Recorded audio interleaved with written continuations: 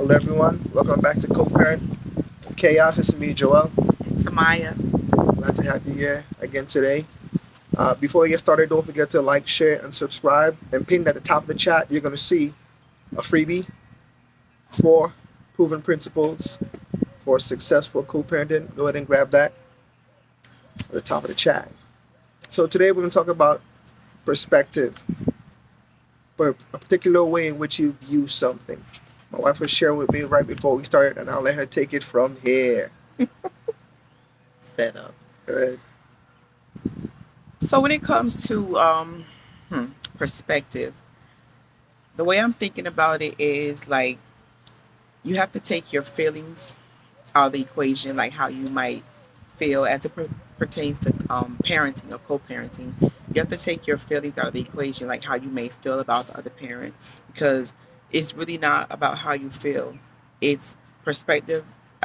Is a choice. It's a choice, and how are you going to choose to view a situation? How are you going to choose to approach a situation? How are you going to choose to let a situation affect you?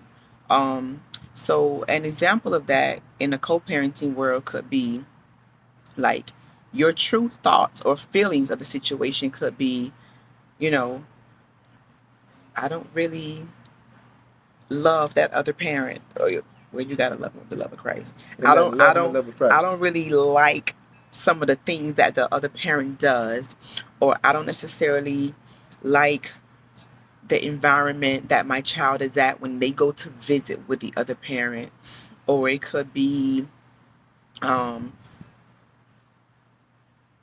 they have a different way they do this thing. It could be we can all find things to be upset about. We can all find things to nitpick about or to complain about. That could be your perspective. You could take that side, that thought process of things and be kind of like miserable and frustrated all the time. Or you can choose, and I'm going to keep saying choose because once again, perspective is a choice. You can take that as avenue, or you can decide to say, well, you know what? I don't necessarily agree with everything that the other parent says, that the mom or dad says, or does, or thinks, or, whatever it is. I don't necessarily like or agree with it all, but I am grateful that my child has two parents that love them and that want to be involved in their life. I can be grateful that my child is able to go and visit with the other parent because some children don't have that option. Yeah. Some of them don't know where dad is, or mom is not around. So we have to we have to choose what our perspective is going to be, how we're going to look at things, how we're going to how we're going to address certain things in the co-parenting relationship. Yeah. You don't mind me jumping in right now.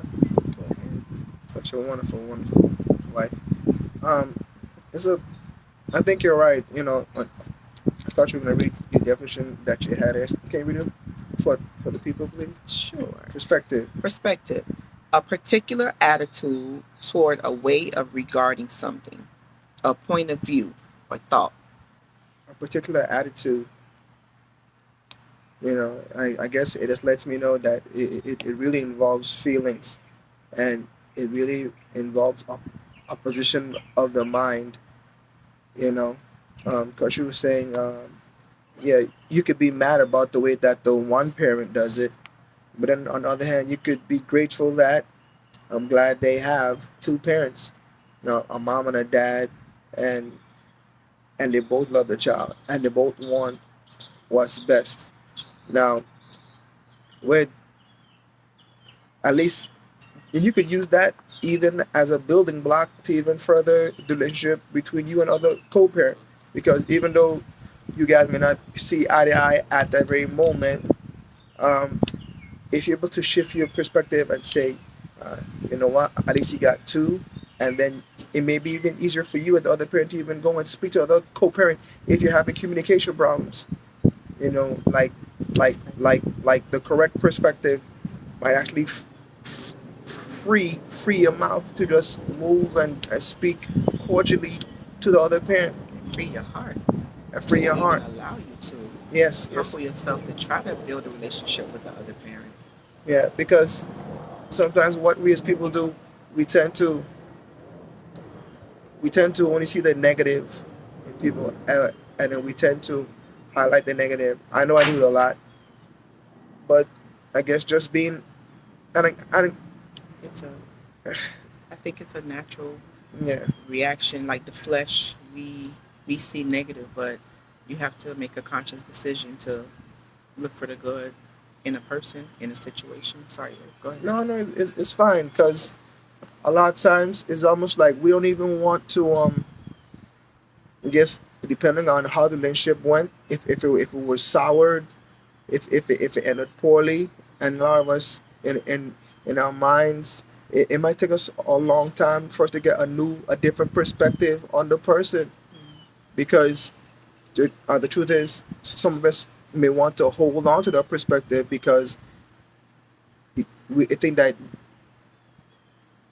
it can justify the way that we think about the person, and we think, well, okay, well, if this is my perspective on him or on her, I can justify my my bad emotions toward them. I could justify the way that I'm mistreating the child when it comes into regards to sharing time with the other parent because you hold on to a perspective, and you might be even stopping the relationship between the child and the other parent just based on your perspective. You know, like you don't even know the full truth of the situation, but your attitude is wrong. Your whole attitude is wrong towards the situation. You know, perspective is a very powerful thing, man. Perspective is your attitude towards a way of regarding something, a point of view. You know, perspective is everything. It's good. It's powerful, babe. Go ahead. And it's also as it we're talking about perspective, it also mentions the capacity to view things in their true relations or relative importance. The capacity to view things in their true relations. So it's once again, it's not about how you feel. It's like what the truth of the matter really is. What the truth of the matter really is. Not about your feelings. Um, Not your truth or her truth. The truth. the truth. Yes, Okay. the truth. So once again, choose you choose what your perspective will be on the co-parenting situation, and just try your best to um, take the high road, for lack of a better term. Um, Try to be as best as you can. Try to be the bigger person. Try to try to keep peace as much as you can. Like, don't be petty. Um, don't let your attitude cause like cause disagreements or like arguments that really like don't have to happen. Just be the bigger person. If whether you feel like it or not, whether you feel like I always got to be the bigger person. Be the bigger person. Be the bigger person, and try your best just to have the right perspective on the situation, because it's really, at the end of the day, is really not about you. It's about you and the other parent working together, so for the betterment of your child or your children, if you have, if it's more than one.